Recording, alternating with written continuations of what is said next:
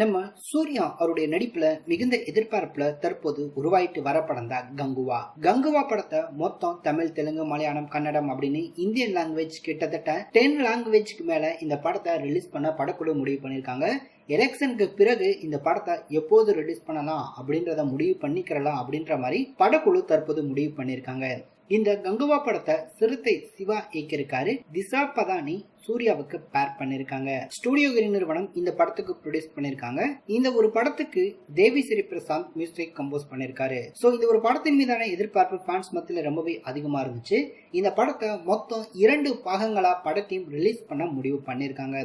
அதே வேளையில ஏற்கனவே இந்த படத்துக்கான ஷூட்டிங் ப்ராசஸ் எல்லாமே முடிஞ்சு படத்துக்கான போஸ்ட் ப்ரொடக்ஷன் ஒர்க் அப்படின்றது அண்மையில ஆரம்பிச்சிருந்தாங்க.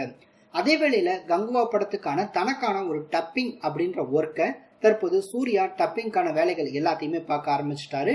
அது சம்பந்தப்பட்ட அறிவிப்பை படக்குழுவே அதிகாரப்பூர்வமா அனௌன்ஸ்மெண்ட் பண்ணிருக்காங்க. சோ கூடிய விரைவில் பார்த்தோம் அப்படின்னா இந்த படத்துக்கான ஒவ்வொரு கட்ட வேலைகளையுமே இப்ப இருந்தே படக்குழு முடிச்சுட்டாங்க அப்படின்னா கண்டிப்பா இவங்க எதிர்பார்க்கறது போல சம்மர்ல இந்த படத்தை ரிலீஸ் பண்றதுக்கான வேலைகள் அப்படின்றது ஒரு பக்கம் நடக்கும் அப்படின்னு சொல்லப்படுது.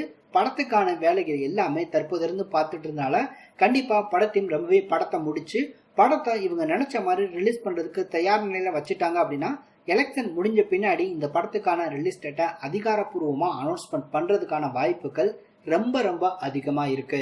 நடிகர் சூர்யா அவரை தொடர்ந்து இந்த படத்தில் நடிச்சிருக்கக்கூடிய மற்ற நடிகர் நடிகைகள் அவங்களுக்கான டப்பிங் போர்ஷன் ஒர்க் அப்படின்றது கூடிய விரைவில் ஸ்டார்ட் பண்ண இருக்காங்க அப்படின்ற தகவல். சோ இன்னும் பார்த்தோம் அப்படின்னா 2-3 தினங்களுக்குள்ள சூர்யா அவருக்கான டப்பிங் முழுசையுமே கம்ப்ளீட்டா முடிச்சிருவாரு அப்படின்ற தகவல் தற்போது தெரிய வந்திருக்கு.